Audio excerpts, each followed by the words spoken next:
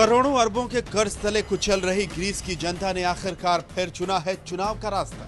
ये बेचैनी सिर्फ ग्रीस की जनता में नहीं, दुनिया भर की अर्थव्यवस्थाओं में है, क्योंकि यूरो मुद्रा अपनाने वाले देशों के समूह के अहम सदस्य ग्रीस के संकट का असर कमोबेश पूरी दुनिया पर पड़ने वाला है। 1.5 महीने में दूसरी बार आज ग्रीस में आम चुनाव हो रहे हैं। 6 मई को हुए चुनाव में देश में किसी दल को बहुमत नहीं मिला और कर्ज पाने के लिए खर्च घटाने के उपायों पर राजनीतिक दलों में एक राय भी नहीं बन सकी।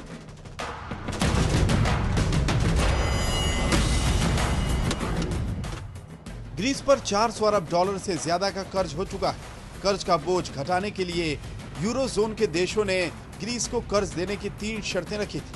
पहली शर्त थी कि कर्ज को यूरोपीय केंद्रीय बैंक, यूरोपीय आयोग और IMF की मंजूरी दिलानी होगी। दूसरी शर्त थी कि 2012 में अपने बजट में 32.5 करोड़ यूरो की कटौती करनी होगी और तीसरी शर्त थी कि इन शर्तों का पालन आने वाले समय में भी होगा।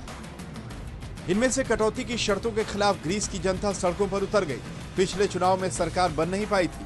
नतीजतन आज ग्रीस में फिर चुनाव हो रहे हैं। चुनाव में 2 प्रमुख दल न्यू डेमोक्रेसी पार्टी और सिरिजा पार्टी है। अब आशंका है कि ग्रीस में अगर वामपंथी दल सिरिजा पार्टी को बहुमत मिलता है तो ग्रीस यूरो जोन से बाहर हो सकता है। क्या यूरो जोन छोड़ सकता है ग्रीस?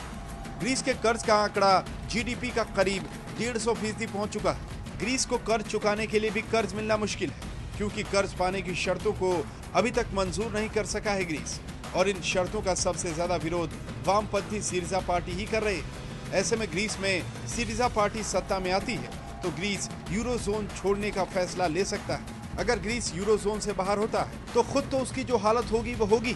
यूरो संकट और गहरा होने से भारत की चिंताएं भी बढ़ेंगी। There has been devaluation and uncertainty on rupee, which is closely linked with the Eurozone crisis. I am equally concerned, like many others all over the world, that what is going to happen on 17th of this month, just one day ahead, in the Greek election, whether Greece will remain in Eurozones.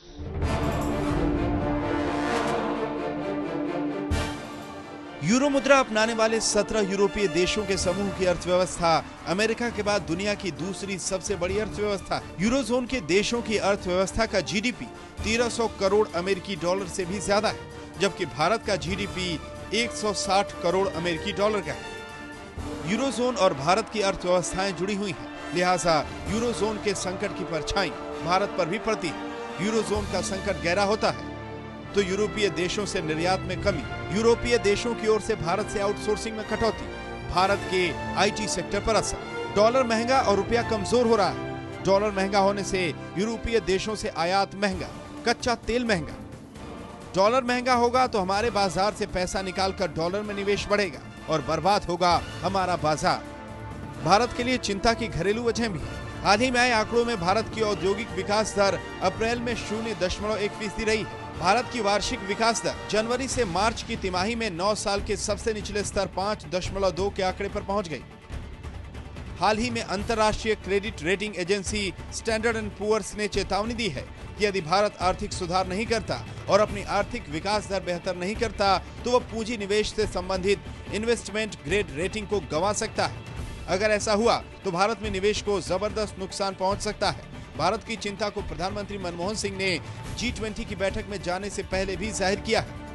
Manmohan Singh ने कहा है कि euro zone में जारी समस्या दुनिया भर के बाजारों के साथ ही हमारी अर्थव्यवस्था पर भी बुरा असर डालेगी। हम आशा करते हैं कि यूरोप के नेता वित्तीय संकट के समाधान के लिए समुचित कदम उठाएंगे। ग्रीस का दुनिया पर असर। 17 देशों की साझा मुद्रा यूरो अपनाने वाले यूरो जोन का ग्रीस तो करीबन दिवालिया हो चुका है। स्पेन, इटली, पुर्तगाल और आयरलैंड की भी हालत खस्ता है। इटली का कर्ज अपने GDP की तुलना में 119% तक पहुंच गया है। जर्मनी का कर्ज प्रतिशत GDP के मुकाबले 84% और फ्रांस का 81% तक पहुंच चुका है। मौजूदा हालात में यूरो जोन के अलावा आर्थिक संकट से उबरने के लिए अमेरिका ने भी जोरदार तरीके से कर्ज लिया है। इसके चलते अमेरिका का कर्ज कुल GDP का 100% से भी ज्यादा हो गया है। ऐसे में ग्रीस के चुनाव नतीजों पर दुनिया भर की नजर टिकी है, लेकिन जवाब ग्रीस की जनता को तलाशना है, जिसका फैसला ग्रीस की अर्थव्यवस्था ही नहीं, दुनिया की अर्थव्यवस्था पर असर डालने वाला है।